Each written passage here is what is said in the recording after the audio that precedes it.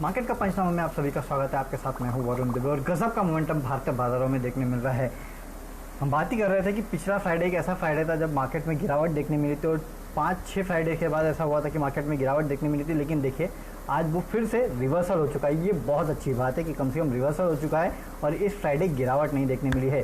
Global markets अगर आप देखें तो मिले जुले थे, लेकिन इसके बावजूद इंडियन मार्केट्स अगर आप देखें तो गजब का मोमेंटम दिखाते हुए और फाइनली हमने वो जो 200 डीए में था ना उसको ब्रेक किया है। ब्रेक करने से भी अच्छा ये है कि उसके ऊपर जाके क्लोजिंग दिए, ये सबसे अच्छी बात है। क्योंकि इतने लंबे समय से आपको याद होगा मैं आपसे यही कह रहा था कि 200 डीए में जो है उसको हम ब्रेक, तो इसके पहले हमने एक बार ब्रेक किया था लेकिन उसके ऊपर जाके टिक नहीं पाए थे। लेकिन आज देखिए उसके ऊपर गए, उसके ऊपर टिके और उसके ऊपर हमने क्लोजिंग दी है। तो ये कहीं ना कहीं साफ दिखाता है कि अब जो मोमेंटम है वो भारतीय बाजारों के साथ है।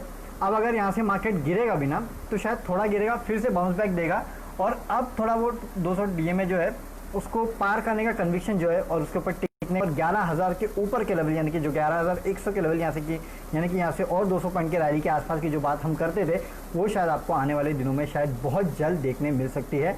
और जुलाई की सीरीज़ वो टाइम होगा कि 11,000 आपको देखने मिल जाएगा। It's just a matter of time. मेरे ख्याल से 10,933 के आसपास आज ये मार्केट गया तो 70 पॉइंट के आसपास से हम चूके हैं। मुझे लगता है वो जुलाई सीरीज़ में ही आ जाएगा। बेहतरीन मोमेंटम है। जो लेवल पे हम बार बार अटक रहे थे उसको आज हमने फ्राइडे के दिन क्रॉस किया है। उम्मीद करते हैं कि जल्दी 11,000 का लेवल जो है वो आपको देखने मिल सकता है। तो अच्छा मोमेंटम है, मोमेंटम जारी रहेगा तो और भी अच्छा हो सकता है। चलिए अब सवाल जवाब का सेशन शुरू करते हैं। संदीप जो पूछ रहे हैं एक्चुअल होल्ड या सेल। सर आप कितने पे आपने लिया है इसके ऊपर डिपेंड करता है। हालांकि अगर आपने पिछले कुछ दिनों में लिया है तो अगर आप एक ट्रेडर हैं तो मेरे ख्याल से फिर तो आपको प्रॉफिट हो ही रहा होगा। अगर ऐसा है तो आप बेच भी सकते हैं। लेकिन अगर आप एक इन्वेस्टर है तो मैं आपको पहले भी बोल चुका हूँ 2500 3,000 के लेवल में इस काउंटर पे आराम से देख रहा हूँ। जब ये 2,000 पे गया था तभी मैंने आपसे यही कहा था। जब ये 2500 पे था तब मैंने आपको 3,000 का लेवल दिया था। तो ये लेवल तो लॉन्ग टर्म में मैं इस काउंटर पे देख रहा हूँ। हालांकि अगर आपने उस 2,000 के लेवल के आसपास लिया है जब से हम कह रहे हैं लेने का तो आप ऑलरेडी 300 रुपये के प्रॉफिट पे हो। अब देखिए किसी भी चीज़ को एग्जैक्ट पॉइंट पे खरीदना है बेचना हमारे बस की बात तो है नहीं। तो प्रॉफिट मिल रहा है तो थोड़ा बहुत प्रॉफिट निकाल भी सकते हैं, उसमें प्रॉब्लम क्या है। अच्छी खासी तेज़ी ऑलरेडी हो चुकी है। आप अगर पैसा कमा चुके हैं तो निकल जाइए। लॉन्ग टर्म के लिए रखना है, जनरेशन टू जनरेशन वाला स्टॉक है भैया ये तो उस हिसाब से आप रख सकते हैं। कोई खराबी नहीं है स्टॉक में, स्टॉक अच्छा है, आप चीज़ तो रख सकते हैं। चलिए आगे चलते हैं। दूसरा सवाल यहाँ लेते हैं सेल पे। माया भाटिया पूछ रही है कि सेल में क्या करना चाहिए। देखिए सेल, अब आज जो आपको आवाज़ ने एक्सक्लूसिव खबर दी कि जो माइनिंग सेक्टर है उसके लिए काफ़ी बड़ी राहत की खबर आ सकती है। तो अगर ये आता है तो उसके चलते पूरा सेक्टर जो है वो काफ़ी हद तक रीरेट हो सकता है। सेल हालांकि एक नैरो रेंज में ट्रेड कर रहा है, फिलहाल 36 के आसपास मेरे ख्याल से ट्रेड कर रहा है। लेकिन देखिए हाल फिलहाल में अगर आप देखें तो टाटा स्टील की जो रेटिंग है उसको डाउनग्रेड किया गया। मेटल जो प्राइजेस है वो ग्लोबली थोड़ी बढ़ रही है लेकिन अभी भी ज़्यादातर ब्रोकरेज हाउस में उस लेवल का कन्विक्शन नहीं है क्योंकि अब पता नहीं कि कितनी बड़ी अनसर्टेनिटी रहेगी ग्लोब में और मेटल स्टॉक्स या फिर मेटल की जो प्राइजेस है यहाँ से कैसे रिएक्ट करेगी। 2 महीने के हाइस पे तो दुनिया पहुँच जाएगी, उसमें तो कोई बड़ी प्रॉब्लम नहीं है क्योंकि 2 महीने पहले कोविड था, सब कुछ बंद था। तो 0 पे से 1 भी हो जाओगे तो 100% हो जाओगे, तो वो कोई बड़ी सिग्निफिकेंट नहीं है। लेकिन यहाँ से आगे कैसे पैन आउट होता है ये आपको देखना होगा। एक दिन ना मैं शायद इंस्टाग्राम पे था, इंस्टाग्राम पे मैं देख रहा था सेल का, तो उसके ऊपर उन्होंने एक पोस्टर लगाया था जिसमें दिया था कि आत्मनिर्भर भारत से कैसे सेल काफ़ी मजबूत होगा। और मैं वो टैगलाइन भूल गया जो सेल ने इंस्टाग्राम पर डाली थी। ठीक है, लेकिन वो काफ़ी इंटरेस्टिंग टैगलाइन थी। लेकिन वो टैगलाइन ने मुझे कहीं ना कहीं ये दर्शाया कि आत्मनिर्भर भारत पे जब आप फोकस करेंगे ना तो सेल उसके लिए पूरे तैयार है और सेल को उससे बहुत बड़ा फ़ायदा होने वाला है। ये एक टैगलाइन से मुझे समझ में आया। अगर ऐसा सही में हुआ ना तो ये स्टॉक यहाँ से दुगना तिगना हो जाएगा भाई साहब, मैं आपको बता देता हूँ अगर ये सही में हुआ तो। हालांकि इस बार के नतीजे भी काफ़ी अच्छे थे, प्रोडक्शन लेवल भी काफ़ी अच्छे, थोड़े लिक्विडिटी को लेकर इस काउंटर को इशू है। लेकिन ठीक है, एक रिस्क आप चाहिए तो सेल में ले सकते हैं। सेल एक वैसा काउंटर है, इसके लिए मैं कह रहा हूँ। तो यहाँ से रिस्क ले सकते हैं आप। कम से कम 50 रुपये के आसपास के लेवल के लिए इस काउंटर को आप ट्रेड कीजिएगा। लेट्स सी कि उन लेवल्स तक पहुँचता है कि नहीं पहुँचता है। फिलहाल 35 के आसपास ट्रेड कर रहा है, अपना 200 डीए में है, तो ये मेक और ब्रेक लेवल पे फिलहाल तो ट्रेड कर रहा है। लॉन्ग टर्म के लिए 50 रुपये के आसपास का टारगेट ले सकते हैं। शॉर्ट टर्म के लिए अगर आपको चाहिए तो 2 रुपये नीचे का स्टॉप लॉस रख दीजिए 33 के आसपास। अगर उस लेवल को भी तोड़ देता है तो फिर ये और गिरेगा फिर 30 या 28 के आसपास जा सकता है। अगर लेकिन वहाँ से रिवर्स देता है तो मेरे ख्याल से 50 के आसपास के लेवल जाने का दमखम रखता है। बाकी लेट्स सी मार्केट कैसे रिएक्ट करते हैं, तो उसके हिसाब से स्टॉक चलेगा, ज़्यादा बेटर है। ओके, यहाँ पे अगला सवाल लेते हैं। टाटा केमिकल्स पे 333 पे अरविंद अग्रवाल ने लिया हुआ है। टाटा केमिकल्स, देखिए टाटा केमिकल्स काउंटर अच्छा है। हालांकि कुछ दिनों पहले वो खबर आई थी कि टाटा कंज्यूमर्स ने जो इसका धंधा लिया था, उसके बाद टाटा सॉल्ट का जो डिस्ट्रीब्यूशन था उसको कुछ विजिट करने वाले हैं। देखिए टाटा सॉल्ट का अगर वो डिस्ट्रीब्यूशन विजिट भी करेंगे तो टाटा केमिकल्स को क्या फ़ायदा पड़ने वाला है। टाटा केमिकल्स को तो मैन्युफैक्चरिंग करना है, बेचना तो टाटा कंज्यूमर्स को है, तो उससे आपको टेंशन कि आपने 330 पे लिया, तो मेरे ख्याल से आपको एक स्टॉप लॉस रखना चाहिए था जो आपने नहीं रखा है। फिलहाल जो इसको हर्डल पड़ेगा ना, देखिए 300 रुपये के आसपास ट्रेड करता है, पहले 310 फिर 330, ये जो इम्पोर्टेंट लेवल है, उस लेवल के आसपास अगर ये काउंटर आता है तो फिर मेरे ख्याल से आपको टाटा केमिकल्स से अच्छा मेरे ख्याल से टाटा कंज्यूमर्स होगा। बट क्योंकि आजकल वो केमिकल स्टोरी बहुत चल रही है, लेकिन उसके चलते टाटा केमिकल ज़्यादा चला नहीं है। आज देखते हैं टाटा सन्स की जो बैठक है उसमें क्या निकल के आता है, लेकिन मेरे ख्याल से इससे बेटर स्टॉक आपके लिए टाटा कंज्यूमर्स होगा, तो वहाँ पे पैसा लगाए तो ज़्यादा बेटर है।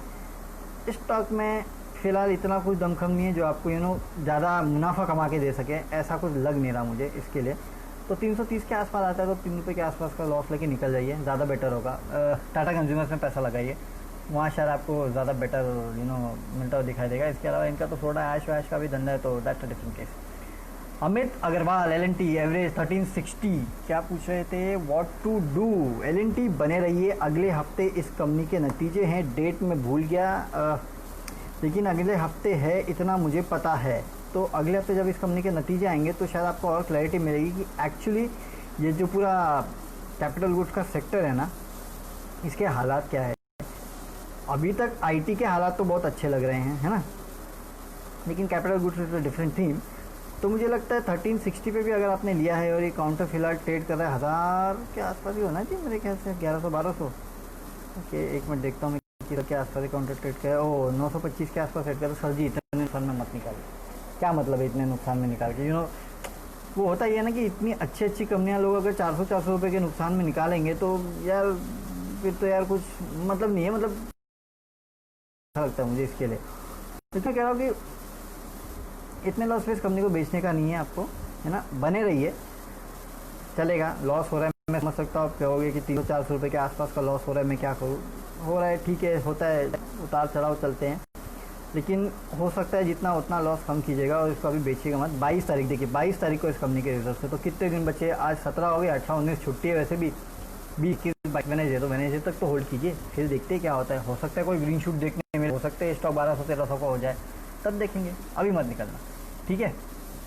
ओके, चलिए अब आगे बढ़ते हैं। और बिरला सॉफ्ट पे सवाल पूछा जा रहा है शीरज मालिया कल का। देखिए बिरला सॉफ्ट हो या फिर कोई भी IT कंपनी है अगर आपके पास, तो मेरे ख्याल से अगले कुछ दिनों तक आपको इन काउंटर में बने रहना चाहिए, क्योंकि जो IT कंपनीज़ के नतीजे आ रहे हैं ना साल जी, वो बहुत अच्छे हैं। 108 के आसपास एक काउंटर ट्रेड कर रहा है, मेरे ख्याल से फ़िलहाल इस काउंटर में आप चाहिए तो बने रह सकते हैं। बहुत लंबे समय से काउंटर वैसे तो चल रहा है।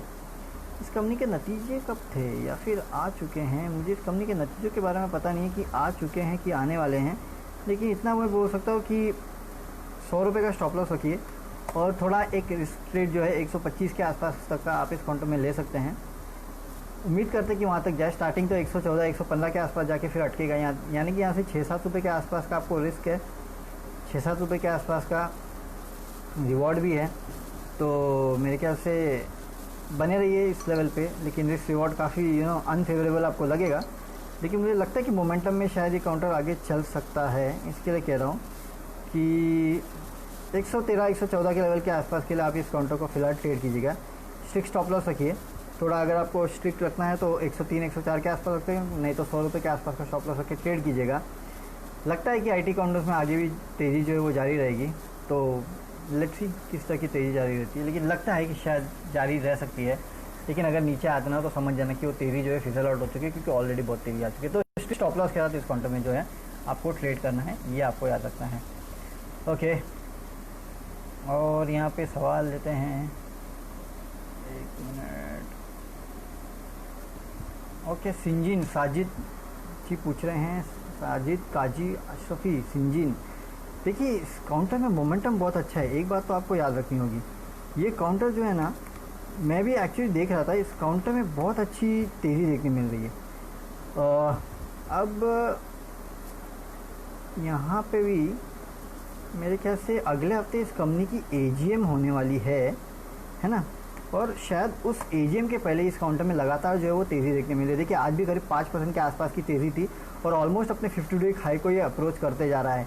मुझे लगता है एजीएम के पहले आपको तेज़ी का सौदा एक बना सकते हैं, चाहिए तो आप, लेकिन काफ़ी स्ट्रिक्ट स्टॉप लॉस रखना। क्यों, ये मैं क्यों बोल रहा हूँ, क्योंकि इसने देखिए 4 तारीख के आसपास 440 के आसपास के लेवल छूए थे, उसके बाद गिरा था और उसके बाद फिर से बढ़ना चालू हुआ है, ये एक प्रॉब्लम हुई है। इसके लिए मैं बोल रहा हूँ कि थोड़ा स्ट्रिक्ट स्टॉप लॉस के साथ काउंटर को ट्रेड कीजिएगा एजीएम के पहले तक, और उसके बाद देखते हैं कि क्या होता है। लेकिन हाँ, मुझे लगता है कि एजीएम अगले हफ्ते है तो उसके पहले तक शायद आप एक तेज़ी का ट्रेड ले सकते हैं, लेकिन एजीएम के पहले 1-2 दिन पहले ना मेरे ख्याल से आपको फिर निकल जाना चाहिए, ताकि क्योंकि ये पूरी जो रैली आ रही है वो काफ़ी हद तक एजीएम रिलेटेड रैली है, तो उस एजीएम से पहले देख लीजिए, उस तक आप मेरे ख्याल से ट्रेड ले सकते हैं तो ज़्यादा बेटर है।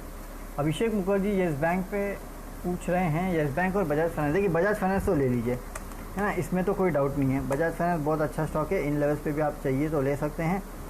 3000 के आसपास, क्या लेवल के आसपास है ये, 3300 के आसपास है। 200 रुपये फ़िलहाल के लिए एक आप ये तो टारगेट रख सकते हैं। 3500 जो है उसके आसपास एक काउंटर आके अटकता है, अगर उन लेवल्स को भी पार किया तो शायद फिर ये काउंटर जो है 4000 के आसपास जाते हुए दिखाई देगा, तो उस लिहाज से आप इस काउंटर को ले सकते हैं। लेकिन याद रखिए 3500 पहले आएगा, उसको निकला तो 4000 के आसपास आ सकता है।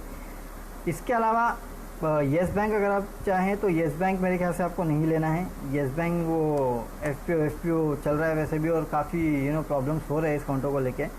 लगातार जब से वो एफपीओ की न्यूज़ आई है काउंटर गिरते ही जा रहा है, हालांकि काफ़ी बड़े बड़े नाम सामने निकल के आए हैं जिन्होंने इस एफपीओ में पैसा लगाया है, लेकिन फिर भी मेरे ख्याल से जब तक वो एफपीओ के लोग बाहर नहीं आते, मतलब जब तक उनको एफपीओ का अलॉटमेंट नहीं मिलता, और क्योंकि हो सकता है कि उसके बाद लोग आए मार्केट में, तो वो एक दिक्कत शायद जो है येस बैंक के लिए हो सकती है। इसके लिए कह रहा हूँ कि Yes Bank no, Bajaj Finance yes.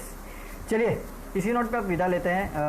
कल सैटरडे है, परसों संडे है, तो 2 दिन की छुट्टी है। मंडे को हमारे साथ वापस जुड़ेगा तो आपके जो बच्चे कुछ सवाल है उनका जवाब देंगे। साथ ही साथ ग्लोबल क्यूज़ कैसे हैं और इंडियन मार्केट्स को कैसे ट्रेड करना है, कौन से इंपॉर्टेंट लेवल्स है जिस पे आपको नजर रखनी है, ये सब हम आपको मंडे सुबह बताएंगे, क्योंकि काफ़ी इंपॉर्टेंट हो गया, अब तो 200 डीएमए के ऊपर हम निकल चुके हैं।